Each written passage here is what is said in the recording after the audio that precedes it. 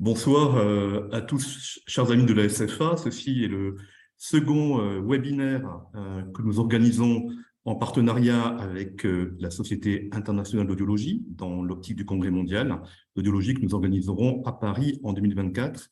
Et ce soir, c'est un immense plaisir d'accueillir l'équipe d'implantation cochléaire de Marseille avec notre premier speaker ce soir, le professeur Stéphane Roman. Je voudrais d'abord remercier, avant que Stéphane prenne la parole, nos sponsors. Et je remercie particulièrement les sociétés Cochlear, Medel, Oticon, qui nous ont aidés et soutenus pour l'organisation de la réunion scientifique de ce soir.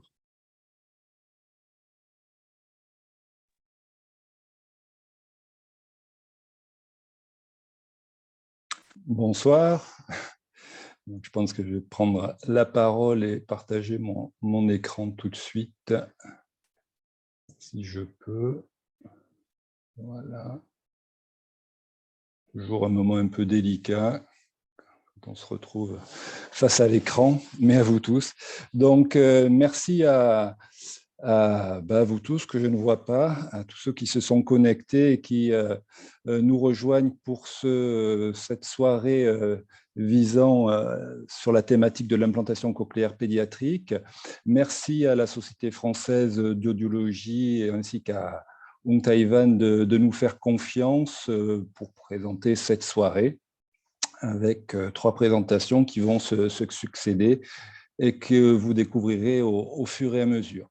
Donc, on est toujours dans un timing très serré et c'est pour cela que je vais enchaîner immédiatement sur ma présentation qui, comme vous le voyez, s'intitule « L'actualisation des indications d'implants cochléaires pédiatriques ». Alors, c'est un sujet une thématique ou un titre qui est peut-être pas très vendeur, mais je pensais qu'il était malgré tout très intéressant de se mettre un petit peu en perspective de l'évolution des indications de l'implant chez l'enfant et de pouvoir les regarder aussi sous le joug de l'actualité en 2022. Donc, en guise d'introduction, j'aimerais revenir sur le fait que l'implantation cochléaire est remboursée par la sécurité sociale et dans le cadre des LPPR et qu'il y a des centres en France qui sont labellisés pour proposer cet implant. Et tous ces centres qui sont labellisés sont tenus par un cahier des charges dans lequel est inscrit l'ensemble des indications d'implantation cochléaire, notamment pédiatrique. Et ce cahier des charges, comme vous le voyez, remonte à mars 2009. Donc, tout le monde est au courant, mais on va quand même y revenir et insister sur certains éléments. Donc, depuis 2009, qu'est-ce qui s'est passé par rapport aux indications initiales qui avaient été mises dans ce cahier des charges ? Finalement, de façon officielle, pas grand-chose. En 2012, quand même un point important puisqu'il y a eu une extension de l'indication d'implant cochléaire vers l'enfant pour ce qui est de la bilatéralisation, une avancée, ce qui est allé un petit peu à contre-courant de ce qui se passait dans d'autres pays qui avaient d'abord validé l'indication pour les enfants et après pour les adultes. Nous, on a fait l'inverse. Mais bon, le retard a été rattrapé. Et le point sur lequel je vais m'appuyer ce soir, c'est ce travail qui a été fait en 2018 sous l'égide de la SFORL avec un groupe de travail qui s'est penché justement sur un petit peu cette actualisation qu'on pouvait faire des indications d'implants. L'objectif, ce n'était pas de revenir sur ce qui avait les indications proprement dites, mais essayer, au vu de 2018, arriver à voir comment améliorer cette prise en charge de l'enfant sourd, comment optimiser ce que l'on pouvait proposer en termes d'indications et d'implants cochléaires. Et on va y revenir. Enfin, ça, c'est pour votre information, surtout dans les CHU. Nous avons été labellisés en mars 2009. Soyez vigilants sur vos boîtes mail, vos courriers, parce qu'à partir de novembre 2022, vous allez recevoir des nouveaux dossiers de candidature pour pouvoir prétendre à une nouvelle labellisation. C'est très, très important d'y penser et d'être prêt, commencer à sortir les chiffres. Voilà, c'était pour une information et pour boucler un peu la boucle par rapport à 2009. Donc, si on revient sur ce cahier des charges initial et ce sur quoi on s'appuie pour poser une indication d'implant cochléaire, il existe deux points sur lesquels on va s'appesantir, c'est-à-dire l'âge d'implantation et les critères audiométriques. L'âge d'implantation, dès le départ, chez l'enfant sourd, prélingual, l'implantation était il était proposé, indiquer une implantation la plus précoce possible, bien sûr sous réserve d'un bilan complet, audioprothétique, donc qui sous-entendait des essais prothétiques ad hoc et un accompagnement orthophonique.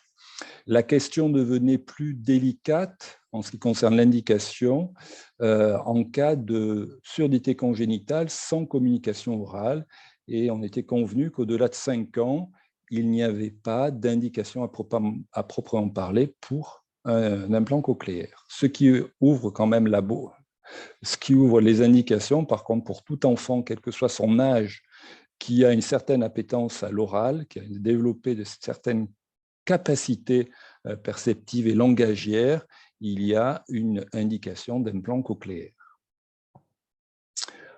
Les indications audiométriques chez l'enfant, deux grands cadres. Finalement, le premier cadre, c'est l'enfant très jeune, chez qui on ne peut pas évaluer son intelligibilité et présente une surdité profonde. Et il faut savoir si, avec des prothèses auditives, finalement, on peut penser, on évalue qu'il aura une possibilité de développer son langage. Si tel n'est pas le cas, on pourra proposer un implant cochléaire. Donc, on peut finalement se mettre dans ce cas de figure. Vous avez en bleu sur cet audiogramme la courbe d'une surdité profonde, globalement, parfois c'est à la limite sévère, mais surtout profonde. Voici en jaune les seuils théoriques que l'on va pouvoir obtenir avec un implant cochléaire. Mais globalement, pour faire simple, si l'on a des seuils avec prothèses auditives qui sont inférieurs à ces seuils théoriques, donc on sera en dessous de la banane vocalique permettant de percevoir l'ensemble des phonèmes, on est vraisemblablement dans un cas d'indication d'implant cochléaire.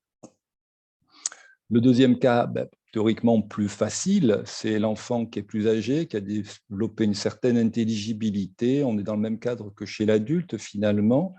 On va évaluer sa discrimination à 60 décibels en champ libre, avec des prothèses auditives sans lecture labiale, avec des tests adaptés, c'est-à-dire des listes de mots adaptés à l'enfant, des listes de Boursma, des listes de Lafont pour enfants chez le tout petit. Et donc, si on a un résultat qui est inférieur à 50% à 60 décibels ou égal, on est dans le champ d'une indication d'implant cochléaire. Il existe une petite indication supplémentaire en cas de fluctuation auditive. On peut avoir des enfants qui, le jour de la consultation, présentent une intelligibilité correcte, mais qui en fait passent plusieurs fois par mois par des périodes avec des intelligibilités insuffisantes. Et chez ces enfants, une fois que le diagnostic est posé, il sera licite de proposer un implant, d'autant que le langage est impacté par ces variations. Donc, 2009, les indications. 2012, bilatéralisation simultanée ou séquentielle autorisée chez l'enfant. On n'est plus dans le cadre uniquement d'une implantation bilatérale possible en cas de risque d'ossification cochléaire ou de syndrome de Usher. Et on passe le temps et on se retrouve en 2018 avec ce travail collégial de nombreux ORL et audioprothésistes et orthophonistes en France qui se sont penchés sur la question de cette actualisation. Vous avez le rapport de la SFORL, l'article qui est paru dans les annales d'ORL. Et en clair, en essayant d'être un peu pas trop lire ces recommandations, d'essayer de les regrouper par thématique, il y a 12 recommandations qui ont été proposées pour l'enfant. On peut les mettre sous le chapeau, pour certaines, avant l'implant. Avant l'implant, donc, il est clair qu'en 2009, il y avait certaines, dans nos pratiques, parfois le polyhandicap, notamment le polyhandicap, n'était pas toujours une indication évidente pour l'implant cochléaire. Les choses ont évolué et on a englobé de plus en plus de cas d'enfants sourds dans ces indications d'implant. Pour autant, il est clair que proposer un implant cochléaire en cas de polyhandicap nécessite d'avoir eu un temps de discussion suffisant avec la famille, avec l'équipe de prise en charge de l'enfant. Donc, ces réunions tripartites, cette information, ce dialogue doit être absolument indispensable parce que les attentes de la famille doivent être les plus justes possibles et il ne faut pas voir l'implant comme l'acte technique qui va régler tous les problèmes. C'est un premier point.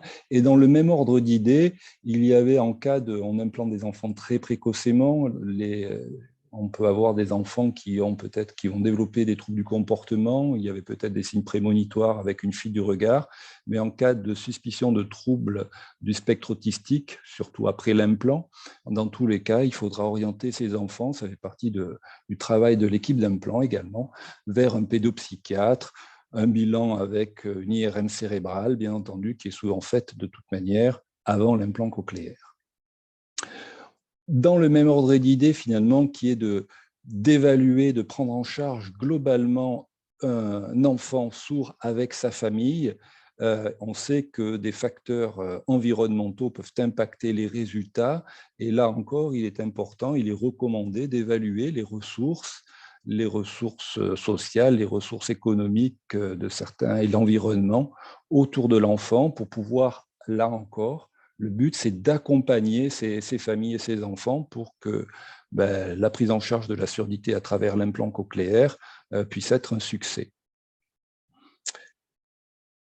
Il y a une recommandation qui peut paraître finalement un petit peu surprenante. Il faut faire un bilan vestibulaire avec chaque implantation cochléaire.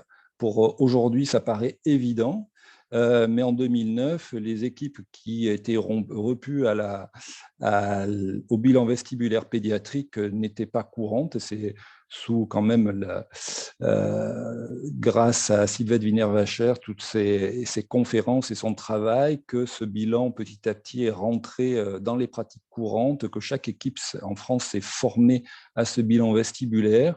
Et aujourd'hui, eh bien, il est quand même évident pour tout le monde qu'il faut aller le faire.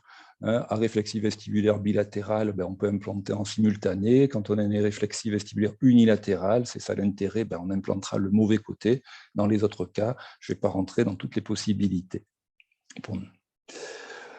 Il est également important d'avertir les parents qu'en cas de reliquat auditif, d'audition résiduelle, même en prenant toutes les précautions nécessaires pendant l'intervention, il y aura vraisemblablement une perte auditive de ces restes à cause de l'implant à court ou moyen terme, ou long terme.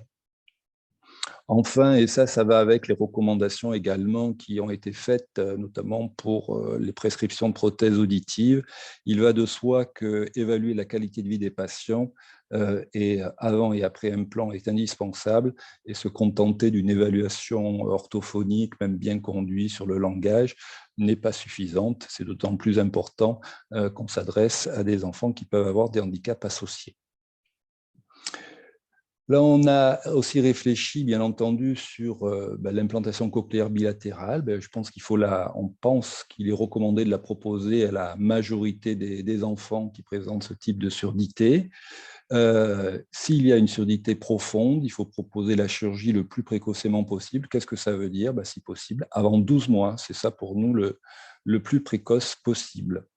On peut même descendre, mais il fallait mettre un seuil. En cas d'implantation bilatérale séquentielle, il est évident que l'écart entre les deux implants doit être réduit au maximum. Moins de 18 mois est le chiffre que nous avons mis sur les travaux qui existaient en 2018. Il est probable qu'il faille descendre encore ce seuil dans les années à venir. Pour autant, il faut pondérer cet écart parce qu'on n'en fait pas une course, ce n'est pas une course au temps, dans le sens où si vous avez une prothèse contralatérale qui est efficace, il faudra discuter justement de cet implant et il n'y a pas de perte de chance à ce moment-là. Et cela revient à vérifier justement qu'en cas d'audition résiduelle, avant de proposer l'implant contralatéral, il est indispensable aujourd'hui de proposer des tests auditifs avec prothèse contralatérale et implant, notamment dans le bruit, pour voir ce qu'apporte cette prothèse contralatérale. et en cas d'apport limité ou nul, ce sera un élément majeur dans la décision de bilatéralisation. Pendant la chirurgie, qu'est-ce que l'on peut proposer de nouveau? Vous savez qu'en depuis 2009, de nombreux progrès ont été réalisés avec des incisions chirurgicales qui sont beaucoup plus limitées, un matériel qui s'est miniaturisé, des électrodes qui sont de plus en plus souples, de plus en plus atraumatiques, et s'est développé vraiment le concept de soft surgery avec le respect, visant au respect de l'oreille externe, de l'oreille moyenne, des structures d'oreille interne, moyennant des insertions atraumatiques, puisqu'on va même vers une chirurgie semi-robotisée à l'avenir. Et pour l'instant, ce que l'on a pu recommander sur la base de la littérature, c'était de proposer un traitement par corticothérapie périopératoire locale et générale. Dans l'avenir, certainement que d'autres produits seront encore plus efficaces. Enfin, donc après l'implantation, il y a des cas, c'est quand même pas fréquent chez l'enfant, on peut dire chez le grand enfant, dans les courbes, les surdités avec pente de ski, on peut avoir des reliquats auditifs, et dans ces cas-là, une stimulation des graves en acoustique peut être proposée, et il ne faut pas se méprendre, il faut le faire, même si c'est que pour un temps. Donc, il faut proposer une activation, une stimulation électroacoustique à ces enfants, souvent grands.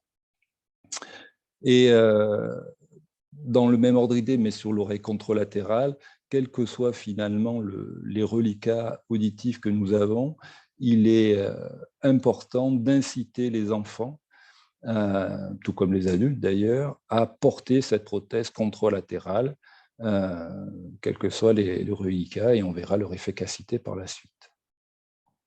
Enfin, dans ces recommandations, la dernière que nous avions, et qui n'en est pas une, c'est une perspective, c'est que vous savez qu'il existe une recommandation récente chez l'adulte pour proposer d'implant cochléaire en cas de cophose unilatérale avec acouphène invalidant. Cette indication n'est pas retenue à l'heure actuelle chez l'enfant, et il est recommandé que des travaux soient menés pour voir toute la pertinence qu'on pourrait avoir dans ce type d'indication chez l'enfant. Ce n'est pas forcément évident, notamment en cas de cophose congénitale. Voici, j'espère que je suis dans les temps. J'en ai fini, et je vais passer la parole à la suite. Parfaitement dans les temps, professeur Roman. Juste une correction que je souhaiterais apporter à l'introduction. Donc, j'ai oublié un quatrième sponsor qui est la société AB, qui sponsorise également l'événement de ce soir. Et sans plus tarder, je donne la parole au docteur Anne Farinetti, qui va nous faire part de l'expérience marseillaise avec le processeur Canso chez le jeune enfant. Anne, c'est à vous. Bonsoir, Monsieur Taïwan. Bonsoir, Hong. Merci de m'avoir permis de faire cette présentation. Donc, je vais essayer. J'espère qu'il n'y aura pas de coupure parce que je n'ai pas une superbe connexion réseau ce soir. Est-ce que vous voyez Nous voyons très bien, Anne, et voilà. vous pouvez poser, je parle à l'auditoire, vos questions en ligne. Hein. Vous avez un onglet questions et réponses. N'hésitez pas à poser vos questions. Nous les traiterons sur le dernier quart d'heure de cette soirée. Donc, le but de la présentation était d'évoquer notre expérience dans le service sur le port du processeur externe de type bouton, alors Canso chez le jeune enfant implanté cochléaire. Tout d'abord, le diapositive conventionnel, nous n'avons aucun conflit d'intérêt dans cette communication, puisque pour préciser, dans le service, nous posons les 4 types d'implants. Cette discussion a émané avec les équipes cochléaires lors de congrès, et vous allez voir pourquoi. Donc, pourquoi une telle étude? Depuis 2017, il y a une innovation très importante des technologies d'implantation cochléaire qui vont vers la miniaturisation, avec la miniaturisation des processeurs externes, et nous nous sommes retrouvés face à un engouement très important de la part des familles vis-à-vis de cette miniaturisation, vis-à-vis de ces boutons qui ne ressemblaient plus à des appareils auditifs. Donc, entre 2017 et 2022, nous avons ressorti sur les 205 enfants implantés dans le service, donc entre 0 et 18 ans, les patients qui bénéficient d'un processeur bouton. Donc, sur 205 enfants implantés dans le service, 33 implants bilatéraux simultanés, nous avions 128 processeurs de type contour et 77 processeurs de type bouton, toutes marques confondues. Donc, y a-t-il d'abord la première question et pourquoi discuter de ce processeur bouton? Est-ce qu'il y a des différences entre le Behind VR, le contour, et Outer VR, le bouton? Donc, ils ont la même technologie, c'est-à-dire qu'ils présentent les mêmes propositions de traitement de signal. Donc là, j'ai l'impression d'être un peu commercial, mais j'étais obligée de faire une diapositive là-dessus. Ils bénéficient tous les deux d'un double microphone, des stratégies de type Smart Sound EQ avec le scan, le programme de réduction SNR, Noise Reduction, de réduction du rapport signal sur bruit, et autre stratégie, le Wind Noise Reduction, donc la réduction du bruit du vent. Donc là-dedans, on est sur des stratégies qui sont similaires. Et en quelque sorte, le processeur bouton Canso CP950 sorti en 2017 est équivalent du contour Nucleus 6 ou CP910. Le Canso 2, CP1150, est équivalent du Nucleus 7. Ils améliorent tous deux, il y a une amélioration significative pour le bouton et le contour de la perception de la parole dans le calme. L'amélioration est identique pour les deux types de processeurs externes. Et dans le bruit, il y a également une amélioration des performances qui est identique en dehors de cas de programme qui sont très directionnels. Dans le cadre du processeur bouton, lorsqu'on utilise un programme très directionnel avec le Canso, les performances seront meilleures, seront moins bonnes avec le bouton en cas de programme très directionnel, excusez-moi. Sachant que, pour rappel, chez l'enfant, on a tendance à utiliser des programmes qui sont plutôt omnidirectionnels. La question se posait, donc, est-ce qu'il y a un impact de la position du processeur qui est plus en arrière de l'oreille par rapport au contour qui est posé sur l'oreille? Est-ce que la position plus postérieure va diminuer les performances? On voit que non. Il n'y a pas d'effet d'ombre de la tête, et grâce aux deux microphones, donc la réduction du la réduction du rapport signal sur bruit et l'effet d'ombre de la tête sont réduits grâce à la présence des deux microphones. Donc, je vais passer un petit peu ces notions techniques au début. Donc, la différence entre le contour, le Canso 1, le Canso 2. Au niveau des configurations, le contour, il se porte soit sur l'oreille, soit déporté. Les deux autres sont des boutons. Jusque-là, ça va. Nous avons une alimentation qui évolue surtout pour le Canso 2 à une évolution notable, puisqu'il s'agit de batterie et non plus de piles avec le Canso 1.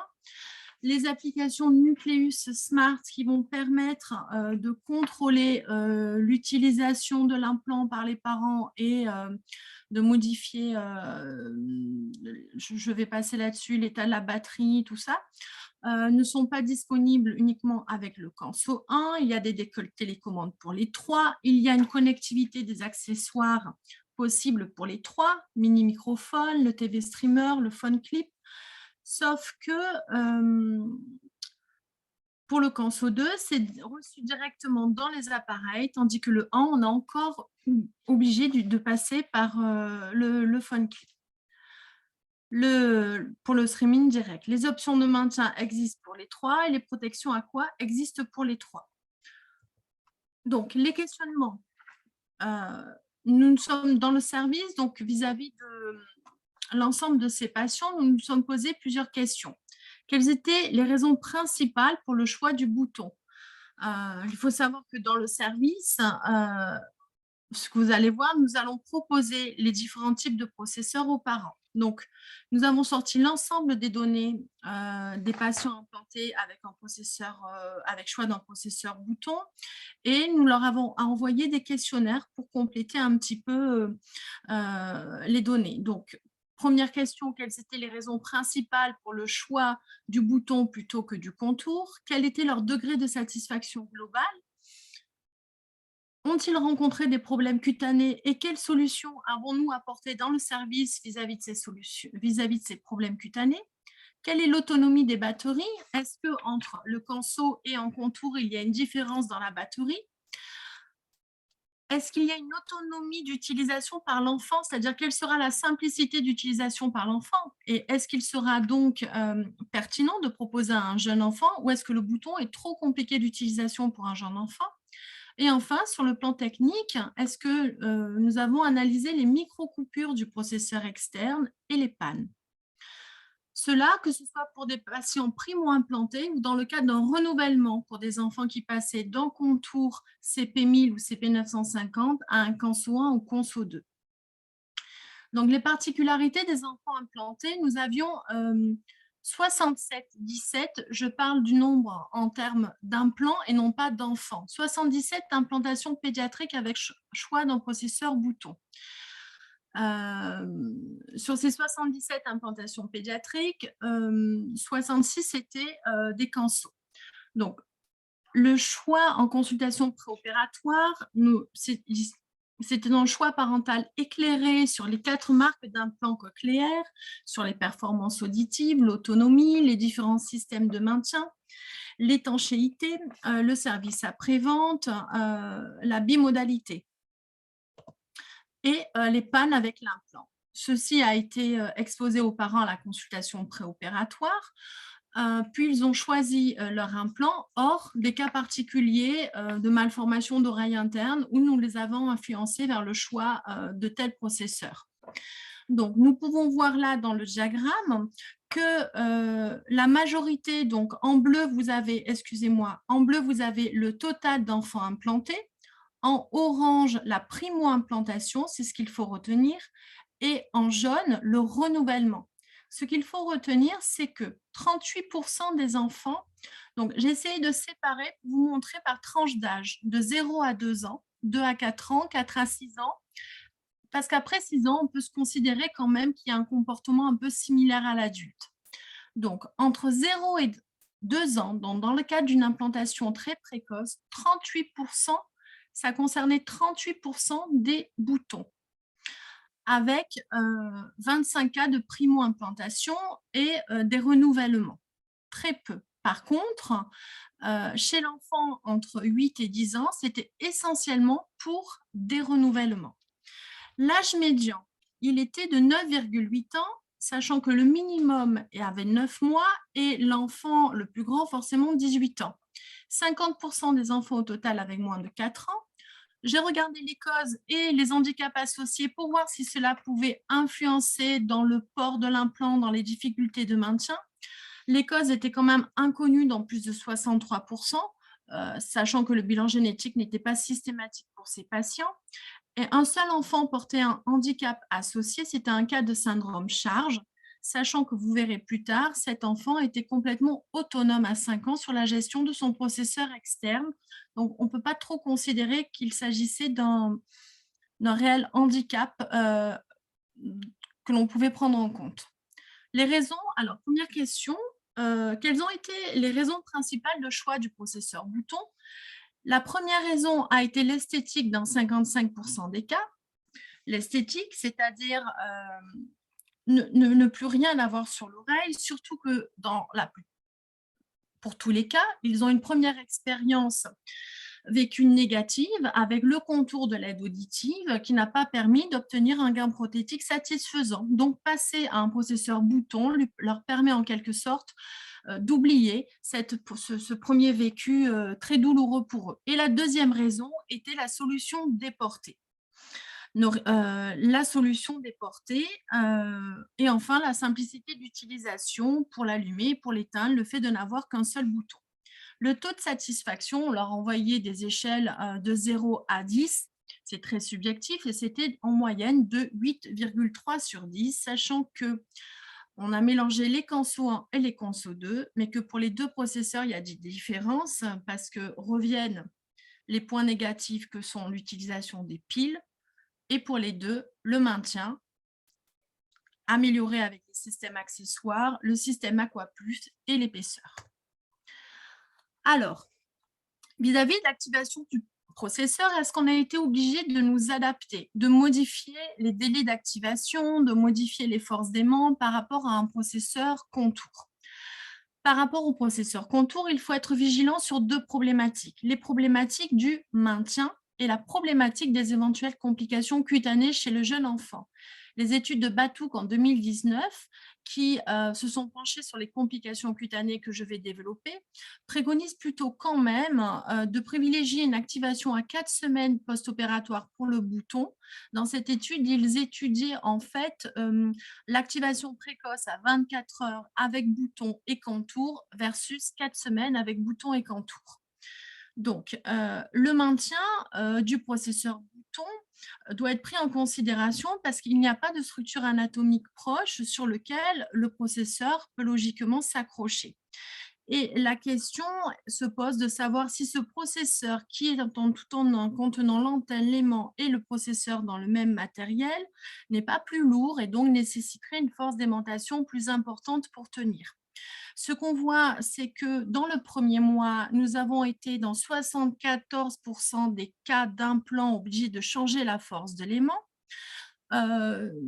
Sur ces 74% des cas, on se retrouve un peu de façon similaire, les mêmes scores que dans les autres études. C'était dans 44% des cas des changements d'aimant pour chute, ce qui est logique et ce que l'on retrouve aussi dans le processeur contour. Donc, ce n'est pas plus important que pour le processeur contour. Dans la plupart des cas, la force d'aimant utilisée pour un même enfant sera la même que ce soit un processeur bouton ou un processeur contour. Ensuite, quand on se retrouve face à ces chutes de boutons, l'avantage, c'est qu'on voit qu'il y a énormément de systèmes de maintien disponibles. Il y a les cordons de sécurité avec pinces de sécurité, il y a les barrettes pour mettre sur les cheveux, les cordons de sécurité sur les pinces de vêtements. Il y a ensuite eu, parce que ces cordons de sécurité et les pinces à cheveux n'ont pas été non plus n'ont pas été la solution pour tous les enfants qui se retrouvent avec des cheveux très fins. Pour certains enfants, ça a arraché quand même les cheveux. Est sorti ensuite un accessoire américain que vous voyez sur les cheveux ici, avec les 2 barrettes à cheveux et la coque en silicone. L'accessoire américain a eu un engouement très important vis-à-vis des familles, puisque toutes se le sont procurées à un prix quand même de 55 € pour un seul accessoire, en attendant que Cochlear puisse sortir l'accessoire Canso Halo, qui a changé la donne et a permis de solutionner tous les problèmes de chute, sachant qu'on en était à 55 € pour un seul accessoire américain, et là, on est quand même à 35 € pour les deux. Et dans les critères de satisfaction, depuis que le Halo est sorti, tous les problèmes de maintien que nous avions vis-à-vis des jeunes enfants de 9 à 12 mois, c'est grandement résolu. Au niveau des complications cutanées, donc on doit être vigilant sur le risque de complications cutanées. Rougeur, œdème, infection et douleurs ont été décrites, avec une différence significative entre le contour et le bouton uniquement pour l'œdème. Chez nos patients, 27% de complications cutanées à un mois ont été retrouvées, principalement des cas de rougeur. Comment avons-nous fait face? Quelles solutions avons-nous apportées? Eh bien, dans 42% des cas, logiquement, une baisse de la force de l'aimant, l'ajout d'un coussinet. Donc, le coussinet que vous voyez, je n'ai pas précisé. Il peut s'agir du coussinet SoftPad qu'on utilise chez Cochlear. Le problème, c'est qu'il est quand même assez épais, ce coussinet. La baisse de la force de l'aimant plus le coussinet, finalement, on se retrouve de nouveau avec un canso qui tombe. Donc après, chez un concurrent, on peut utiliser la rondelle qui, elle, est siliconée, qui est beaucoup plus fine. Je vous ai mis les profils, en fait, pour que vous voyez la différence d'épaisseur. Et le silicone est un peu grippé, donc elle accroche un petit peu mieux sur la peau, sur le cheveu. Et enfin, le Comfil que l'on utilise pour les pansements de brûlure, qui fait une interface qui colle très bien. Ensuite, les pansements compressifs pour les œdèmes, voire dans d'autres cas, les arrêts temporaires du port de l'aimant. Troisième grande autre question, quelle est l'autonomie de ce processeur externe et comment se fait la gestion par les enfants? C'est ce qui nous intéresse principalement. Alors, l'autonomie en moyenne, elle est de 15 heures par jour, ce qui permet à l'enfant de garder un implant allumé sur une journée entière de crèche ou d'école, sachant qu'il y a aussi ce que vous voyez à côté, les batteries portables. On a eu 2 cas d'autonomie faible à 12 heures par jour. On se pose la question, est-ce que ces cas d'autonomie faible, c'est un réglage qui est consommateur? Est-ce que c'est la connectivité Bluetooth sur le téléphone, le micro-cravate? On ne sait pas.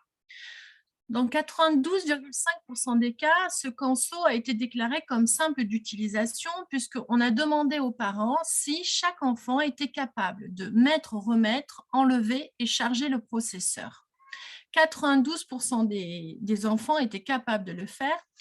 Et en fait, l'enfant, à partir de 18 mois, est autonome au niveau de ces 4 manipulations. Je ne parle pas d'éteindre le processeur parce que il n'est pas utile d'éteindre le processeur, on le met dans le chargeur sans l'éteindre.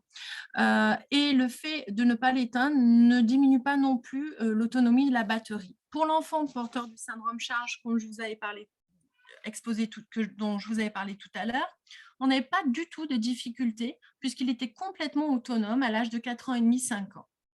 Enfin, l'étanchéité avec le système Aqua, là on voit que les taux baissent puisque 46% de patients ne l'utilisent pas. Pourquoi? Parce que surtout, ils ont peur que ce système ne soit finalement pas si étanche que ça et que pour eux, ce système n'est pas pratique en termes de maintien parce qu'ils sont obligés d'augmenter la force de l'aimant. Et certains patients nous rappellent que même après une baignade l'après-midi, je vous rappelle qu'on est à Marseille, en ayant augmenté la force de l'aimant, passant 2 à 3 avec le système Aqua, à la fin d'une après-midi de baignade, la peau est rouge.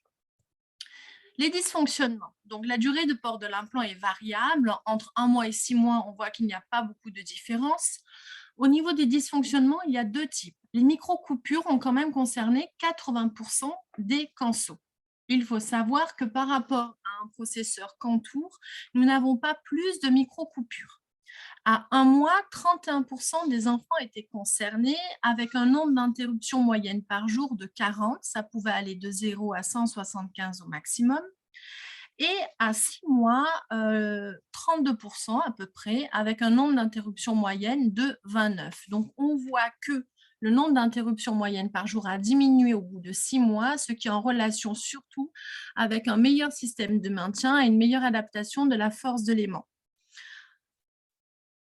Il sera au niveau des pannes, on est face à 37% de pannes. Alors, soit c'était des pannes spontanées, soit dans 30% des cas, c'était des chutes, l'aimant tombe et se casse. Chez 20% des patients, ils ont rapporté par exemple une chute et 2 ou 3 épisodes de panne spontanée. Il y a un point important à mettre en évidence, c'est qu'on voit que chez les enfants implantés bilatéraux simultanés, ils ont été sujets à 61% de panne. On a dénommé ce phénomène dans le service un phénomène de choc-off. Et ce phénomène est lié à quoi? Il est lié à l'aimantation entre les 2 processeurs canso qui entraînaient le dysfonctionnement. Les 2 processeurs, les 2 cansos s'aimantent et ça grille le processeur et ça n'a pas été retrouvé avec le canso 1 par contre. Le cas d'un renouvellement, plusieurs bénéfices sont attendus, donc le confort de port plus élevé puisqu'on diminue la pression cutanée et c'est plus simple si on a des lunettes, plus simple d'utilisation, je le check 2 fois, ça s'allume, je le check 3 fois, ça s'éteint. Et l'esthétique. Donc, sur ces patients, on voit que chez les enfants plus grands, 26 cas ont bénéficié d'un renouvellement, soit du processeur CP1000 vers le canso 1 ou 2, ou du canso vers le canso 2. Qu'est-ce qu'on va retenir? Dans les avantages logiques, ils sont contents de passer vers le canso parce qu'on n'a plus de contour, plus de câbles, plus d'embout intra-auriculaire. Parce qu'on passe à une batterie avec chargeur à induction et l'esthétique du bouton. Pour le canso 1 vers le canso 2, c'est surtout le meilleur maintien puisque le halo ne peut être utilisé que pour le canso 2. Par contre, les inconvénients, que ce soit canso 1 ou canso 2, les épaisseurs du processeur, les problèmes de maintien résolus avec le halo et le système d'étanchéité AquaPlus. Nous avons eu 2 cas de retour en arrière. Alors, un enfant polyhandicapé qui a été implanté avec processeur Canso 2, pour lequel nous sommes passés à un CP1000 pour favoriser un port déporté sur l'épaule chez un enfant qui était en permanence allongé en poussette, où il y avait un frottement du Canso sur la poussette, et une enfant qui était implantée bilatérale depuis plusieurs années avec des contours, qui ne s'est pas adapté au renouvellement sur une oreille à un bouton. Donc, pour conclure et pour faire simple, le processeur bouton nous paraît une solution adaptée chez le jeune enfant de moins de 2 ans, puisque les performances auditives sont équivalentes dans le silence et dans le bruit, qu'elles permettent d'autonomiser beaucoup plus rapidement l'enfant avec son implant et que nous ne sommes pas retrouvés face à un taux de complications cutanées plus importante. Il sera nécessaire par contre vis-à-vis des micro-coupures de faire une analyse entre la corrélation avec ces micro-coupures et la baisse des performances, sachant que pour le CP1000, ça n'avait pas été retrouvé. Je vous remercie. Merci beaucoup, docteur Farinetti, pour avoir exploré dans le détail ces problèmes concrets de la vie quotidienne de l'enfant implanté, et puis également de nous avoir fait part de votre retour d'expérience, notamment vis-à-vis de phénomènes qui ont pu être résolus par une meilleure approche, ou de phénomènes résiduels que nous devons ensemble prendre en charge en lien avec les industriels. Et sans attendre, je donne la parole à Madame Audrey Coloatou, orthophoniste. N'oubliez pas de poser vos questions dans l'onglet qui vous est réservé. Nous aurons un temps d'échange ensuite. La communication de Madame Coloatou va porter sur les troubles du langage oral que l'on peut rencontrer, débusquer chez les enfants implantés cochléaires en situation d'échec. C'est à vous.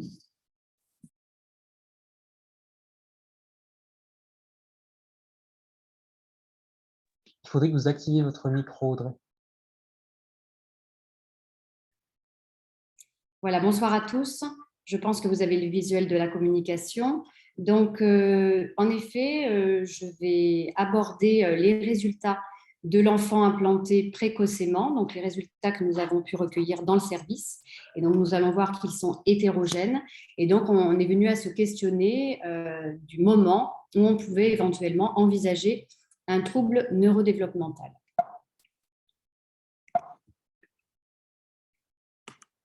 Qu'est-ce qui se passe ? Alors, tout d'abord, un état des lieux, puisque nous sommes face aujourd'hui à 3 décennies de recherche en implantation cochléaire pédiatrique qui mènent à 3 balises d'âge, donc 5 ans, puis 3 ans, puis 2 ans. Donc, on voit qu'au fil des années, eh bien, l'âge d'implantation a diminué, comme donc décrivait tout à l'heure le professeur Roman. Dans les recommandations de la HAS de 2012 et donc encore plus récemment, il est clairement admis qu'une implantation autour de 12 mois et même avant représentait vraiment la clé pour que l'enfant puisse développer un langage semblable à celui des enfants entendants, ou en tout cas s'en rapproche le plus possible. Alors, les résultats attendus sont tout à fait connus depuis des années sur la perception de la parole. Il y a eu plusieurs publications en ce sens, donc sur la reconnaissance de la parole en mode auditif pur, et donc c'est la façon dont on va travailler nous aussi en orthophonie. On voit clairement qu'après 1 an d'implant, eh bien, il y a des progrès très nets à ce niveau-là. Et puis, on a aussi des résultats qui sont attendus, qui ont été publiés par l'équipe de Necker, sur lesquels on peut s'appuyer et tirer un petit peu la sonnette d'alarme aussi quand on n'obtient pas ces scores, donc à 2 ans post-implant, à 3 ans post-implant, aussi bien au niveau de l'échelle CAP, d'intégration auditive, qu'au niveau des scores sur des identifications de mots ou de phrases en liste ouverte et en liste fermée, et enfin au niveau d'échelle d'intelligibilité.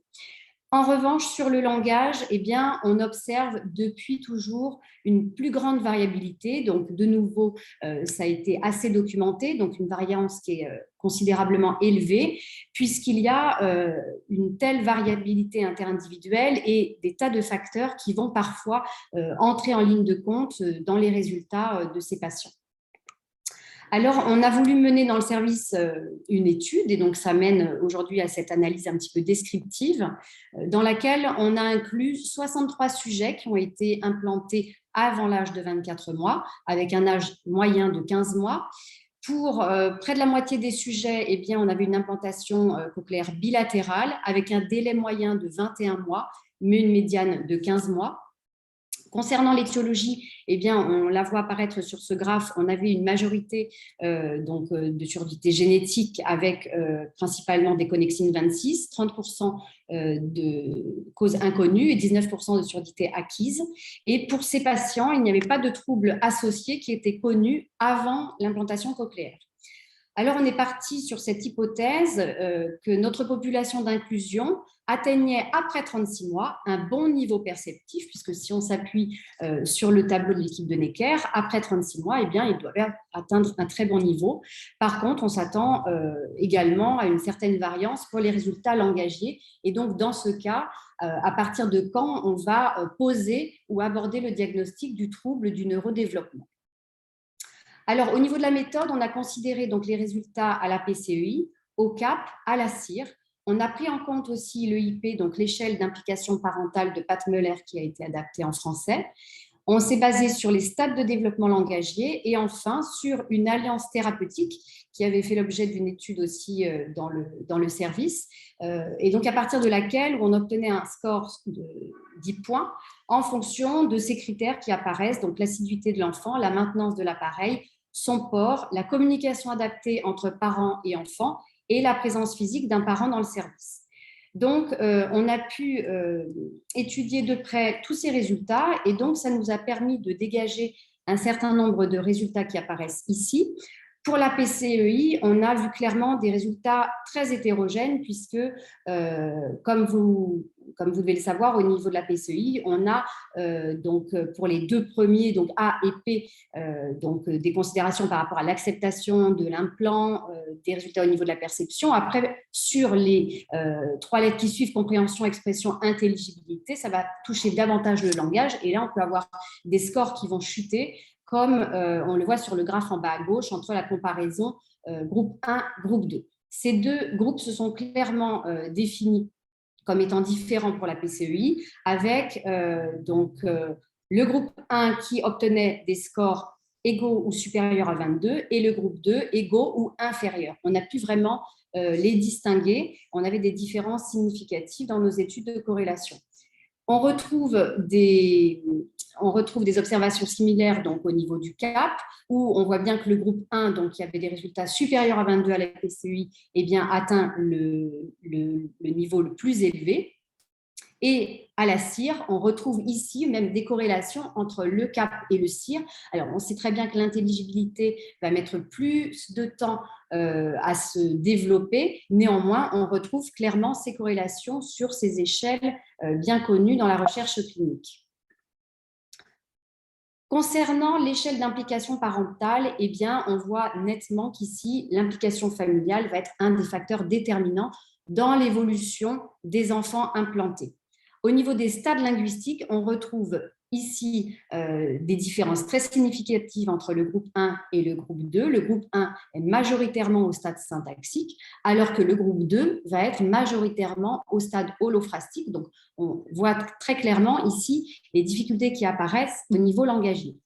Quant à l'alliance thérapeutique, eh bien, on voit aussi une différence significative entre le groupe 1 et le groupe 2. Et donc, bien entendu, on est convaincu qu'elle est essentielle et que c'est une des clés aussi pour que les résultats de l'implantation cochléaire soient optimaux. Alors, on s'est questionné donc sur les facteurs d'influence. Donc, on peut valider le facteur familial puisqu'on a vu qu'à l'aide de l'échelle EIP, eh bien, c'était significatif. Donc, c'est un facteur d'influence qui est à considérer. Et ensuite, on s'est interrogé sur les facteurs environnementaux, notamment au niveau de la langue, sur les facteurs d'échéance par rapport à la durée du port, par exemple, et ensuite sur les facteurs personnels, notamment d'un point de vue médical. Donc, on s'est interrogé si on pouvait dégager des facteurs prédictifs en termes de résultats après implant. Donc, au niveau du facteur environnemental, eh bien, dans les patients de notre étude, on a justement comparé la proportion d'enfants qui étaient monolingues ou multilingues. Et donc là, on voit bien que les enfants qui avaient plusieurs langues eh bien, étaient bien plus nombreux dans le groupe 2. Par rapport aux facteurs d'échéance, eh bien, on voit très clairement qu'après 3 ans d'implant, au niveau du groupe 1, 100% des patients portaient leur implant contre 70% pour le groupe 2. Enfin, concernant le facteur personnel et donc focus sur le domaine médical, eh bien, on a voulu étudier de plus près les enfants qui avaient une étiologie donc de type CMV. Et donc, en effet, tous les CMV qui ont été retrouvés dans notre population eh bien, présentaient des lésions à l'IRM. Et donc, on a aussi étudié de près ces IRM.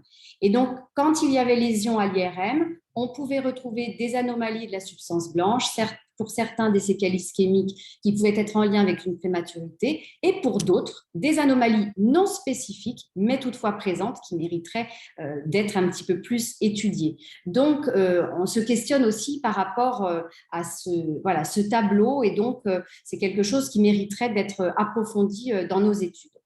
En tout cas, on a vu qu'il y avait plusieurs facteurs d'influence qui étaient à considérer. Donc, pour certains, on va avoir des variables qui vont être repérables. Pour d'autres, il va y avoir un cumul de variables, des comorbidités. Mais à quel moment donc poser ou envisager ce diagnostic de TND chez l'enfant implanté? Alors déjà, question de lexique. Connaissance de la terminologie TND, puisque le trouble du neurodéveloppement, donc ça c'est sorti depuis 2015 par rapport au DSM-5, par rapport à l'enfant sourd et même l'enfant implanté, ça a toujours été une gageure de pouvoir envisager une terminologie de la sorte. Les conditions qui semblent être requises, c'est pouvoir envisager ce diagnostic s'il y a une implantation cochléaire précoce. Puisque des résultats sont attendus, on peut se référer aux tableaux qui ont été publiés et donc l'envisager pour ces patients-là, parce que sinon, on va avoir d'autres facteurs bien plus nombreux qui peuvent intervenir et qui vont être justement un frein à poser ce diagnostic. Au niveau du profil patient, eh bien, au niveau de la littérature, il est clairement admis que c'est la discordance entre un bon niveau auditif et des bénéfices limités sur le plan du langage. C'est-à-dire que si l'enfant a de bons résultats avec son implant, eh bien, il devrait pouvoir avoir une trajectoire langagière typique. Et donc là, on se questionne pour les patients qui ont justement une trajectoire atypique. On va bien entendu éliminer des hypothèses avant d'envisager cette notion de trouble. Donc, des facteurs environnementaux, on en a parlé, différentes variables techniques, une prise en charge parfois mal adaptée ou à revoir. Et donc, ce qui nous mène à envisager cette EAR checklist que je vous présente ici, et donc qui va nous permettre de checker tout un tas d'éléments pour justement voir si on peut expliquer cette trajectoire atypique au niveau du langage. Donc, tout d'abord, bien se poser sur l'âge d'implantation et ensuite vérifier bien sûr les seuils auditifs avec implant. Est-ce qu'ils sont égaux ou inférieurs à 30 dB? Le fonctionnement de l'implant, est-ce qu'on considère qu'il est bon, moyen ou mauvais? Le port régulier de l'implant, bien entendu. L'étiologie de la surdité, le stade d'éducation auditive, puisque nous, en orthophonie, à partir du moment où l'enfant est implanté, on a des objectifs d'entraînement auditif, on a des objectifs auditifs, et donc on doit justement, au bout de 6 mois, 1 an, 2 ans, avoir une idée d'où est-ce qu'on a pu emmener notre patient. L'environnement éducatif, le mode de communication, le multilinguisme, l'implication familiale ou enfin les facteurs sociaux, économiques, familiaux qui seraient à renseigner. Donc, on peut déjà essayer de lister un petit peu tous ces éléments-là pour avoir une tendance, étudier plus finement ce patient. Ensuite, question de lexique, on va donc réfléchir au TND par rapport à ces classifications médicales. Donc, il y a eu donc différentes publications par rapport à ces TND, importance de les définir. Donc, c'est un ensemble d'affections qui débutent durant la période du développement, qui vont entraîner des difficultés significatives dans l'acquisition de fonctions spécifiques, intellectuelles, motrices ou sociales. Et donc, on voit que l'étiologie va être complexe. Pour certains, elle va être inconnue. Néanmoins, on peut repérer des facteurs de risque de TND, et donc là, on peut aussi tout à fait les repérer lorsque l'on a connaissance de l'étiologie de la surdité, quand elle est connue. Et donc, les troubles du neurodéveloppement apparaissent ici sur ce schéma. Et donc, vous voyez qu'on peut retrouver ici des troubles de la communication, des troubles spécifiques des apprentissages, donc du langage oral, du langage écrit, et puis tout un panel d'autres troubles qui vont faire partie du trouble du neurodéveloppement. Alors, envisager un trouble du neurodéveloppement, ça peut être parfois assez facile lorsqu'il va y avoir des profils de patients typiques qui pourraient nous orienter vers un trouble du spectre autistique, par exemple, et encore, ce n'est pas toujours évident dans les équipes, mais par contre, par rapport aux trajectoires linguistiques atypiques, eh bien, on va réfléchir justement à ce diagnostic sous l'angle du trouble du développement du langage, du TDL. Et donc là, je vais m'appuyer donc sur cette expertise internationale multidisciplinaire qui est le projet Catalyse, qui a été à l'honneur entre 2015 et 2017, et qui envisage ce diagnostic plutôt sous un angle fonctionnel et pragmatique, donc avec un diagnostic qui va reposer sur l'étude de l'impact fonctionnel dans la vie quotidienne, dans la vie scolaire, mais aussi sous l'angle du multilinguisme. Ensuite, la persistance des troubles après 5 ans, donc ça, ce sera étudié aussi plus amplement, mais surtout, là où ça nous intéresse, c'est clairement un facteur de différenciation, c'est-à-dire que jusqu'à présent, il était difficile d'envisager ce qu'on parlait de dysphasie chez l'enfant sourd. Eh bien ici, on va parler de différenciation et donc on va parler de conditions biomédicales qui pourraient justement expliquer ce trouble du développement du langage. Et enfin, dans le diagnostic, on devra préciser les aires langagières touchées et le degré de sévérité. Alors, face à un retard de développement langagier ou face à des atypies langagières chez notre enfant implanté précocement, eh bien, il convient d'étudier la Ear Checklist, d'envisager une évaluation orthophonique précise, donc avec bien entendu les perceptions auditives sans lecture labiale telles qu'on a l'habitude de les proposer, mais aussi avec lecture labiale si les résultats en audition pure sont déficitaires, pour voir justement les modes de compensation. Évaluer le langage avec des tests qui vont être normés, pour lesquels on va pouvoir avoir des scores qui vont montrer clairement des pathologies dans certaines aires langagières, et prendre en compte les stratégies de communication. Après, bien entendu, on a besoin de l'équipe pluridisciplinaire. C'est pourquoi ces cas complexes sont réfléchis en staff post-implant, et on peut justement essayer de repérer les facteurs pouvant expliquer ces résultats. On essaie aussi de se mettre le plus possible en lien avec l'orthophoniste de suivi ou l'équipe de suivi pour pouvoir confronter un petit peu nos observations et nos résultats. Et dans certains cas, eh bien, on va solliciter d'autres professionnels. On va avoir besoin d'examens complémentaires, aussi bien en audiométrie, pour parfois aussi faire des tests d'intégrité, en neuropédiatrie, neuropsychologique, etc. Donc, afin de poser un diagnostic de trouble du langage associé à la surdité, eh bien, dans notre diagnostic, on va pouvoir préciser s'il y a des troubles co-occurrents. Parce que peut-être qu'on a un trouble du langage qui est avéré, mais il y a peut-être aussi d'autres troubles co-occurrents, par exemple un trouble de l'attention, un TDAH. On va préciser dans notre diagnostic les facteurs de risque. Donc là, ça pourrait être le CMV, par exemple. Et on pourra préciser les aires langagières affectées, comme l'exemple ici, un trouble qui toucherait la production phonologique et morphosyntaxique. Donc, pour conclure, on voit bien qu'il est difficile, en effet, d'avoir des résultats qui vont être identiques pour le langage, donc ça depuis de nombreuses années. Et donc, on valide justement les publications en ce sens, sur cette variance des résultats observés qui est très élevée. Alors, bien sûr, l'âge à l'implantation va être une des variables qui va influencer le développement langagier, mais ce n'est pas uniquement le point à considérer. Il va être important de repérer d'autres variables. On peut avoir en effet une comorbidité, un cumul de variables qui vont augmenter le risque de développer un trouble du langage, mais Quand on aura repris notre EAR checklist, peut-être qu'il y aura un petit cursus à modifier pour justement permettre à l'enfant de retrouver une trajectoire typique. Et dans ce cas-là, on ne sera pas dans le trouble du neurodéveloppement. Si on envisage de poser ce diagnostic, on a besoin vraiment de réfléchir en équipe, donc dans les équipes d'implant, se rapprocher aussi des équipes du suivi. Et donc, on pourrait justement envisager de plus en plus d'étudier ce type de patient, les cas complexes, pour justement ajuster et améliorer les prises en soin. Je vous remercie. Merci beaucoup, Madame Coloatou. Que de chemin parcouru ces 25 dernières années, depuis des conditions cliniques qui étaient réputées être des contre-indications à l'implant et qui, dorénavant, font partie du champ des possibles dans le suivi de notre patientèle. Vous avez une question qui vous est destinée, Madame Coloatou, concernant le développement du langage et le potentiel trouble du neurodéveloppement. Les études présentées ont-elles différencié les cas d'implants unilatéraux versus bilatéraux?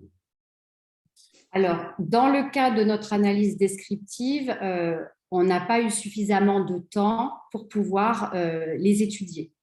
Néanmoins, dans la littérature, et là peut-être le professeur Roman et Dr Farinetti pourront compléter, on se rend compte en effet que c'est toujours mieux avec 2 implants plutôt qu'avec un seul.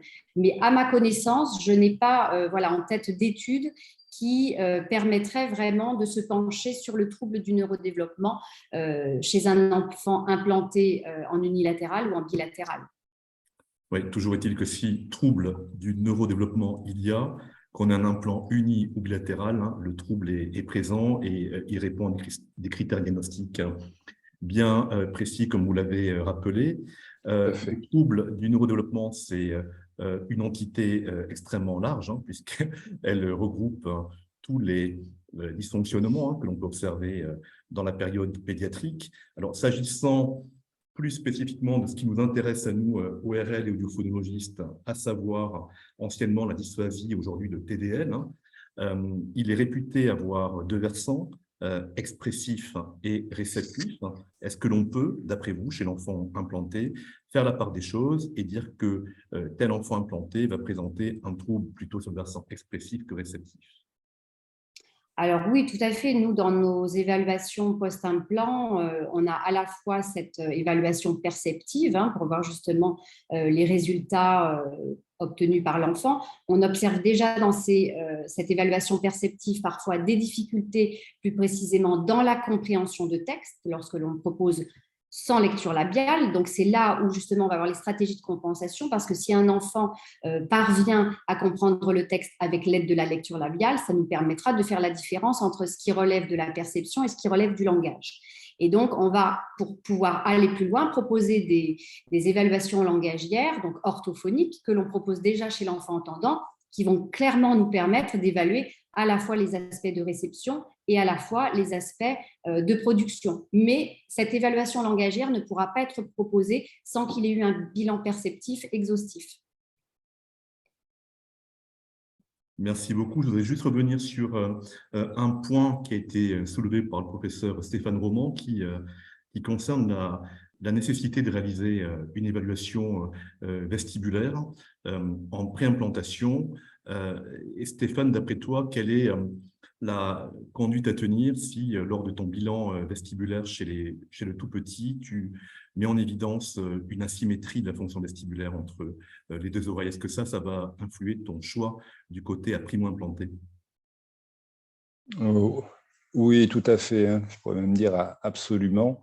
Dans ces cas d'enfants implantés précocement, où en plus la marche n'est pas forcément encore acquise, à partir du moment où on va avoir une asymétrie dans nos réponses, dans notre bilan vestibulaire, on va privilégier au départ une implantation unilatérale et on se portera du côté de la fonction vestibulaire la plus altérée.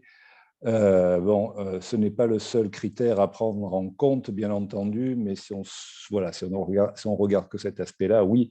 Après, on sait très bien que le choix d'un côté dépend aussi des reliquats auditifs, dépend de l'anatomie, notamment, et puis du risque infectieux éventuellement au moment où on opère, quoi. Voilà. Merci beaucoup. Une question pour le docteur Farinetti, donc, concernant ce phénomène de choc-off que vous avez décrit entre les deux processeurs et qui atteint quand même un certain taux. Quelles sont vos suggestions pour pouvoir le contourner, ce problème?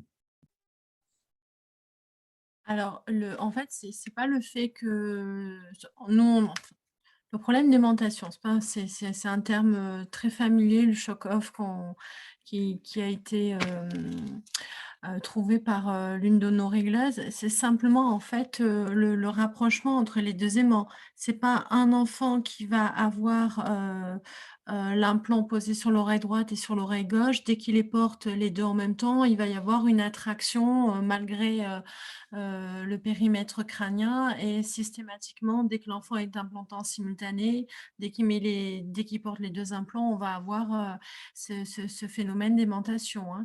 C'est pas ça. Alors, il y a Cochlear est en train de réparer ce bug. Voilà, ils ont essayé de faire des mises à jour au niveau du processeur. Je peux juste vous dire que l'affaire est en cours. Merci beaucoup. Donc, nous allons euh, clore donc, les interventions autour de la thématique de ce soir et donner la parole à Monsieur Stéphane Gargula, qui a remporté, suite au vote de la Société française d'audiologie, le prix du poster cette année, et qui va donc présenter son poster qui est en lien avec la thématique de ce soir. Et je remercie les intervenants de continuer à répondre aux questions posées. Il en reste 3. Vous pouvez répondre en ligne.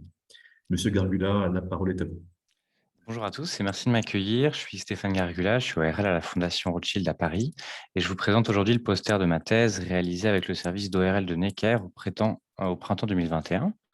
Je vais vous parler aujourd'hui des questionnaires de qualité de vie pour la surdité de l'enfant Pitch et SSQ que nous avons adaptés depuis les versions anglaises. Je vais détailler brièvement cadran par cadran pour que ça soit à peu près digeste. Évaluer la qualité de vie chez l'enfant, pour commencer, ça implique de considérer certaines spécificités, qui est la notion de groupe d'âge. Il ne faut pas chercher à couvrir toute la population pédiatrique en un seul questionnaire.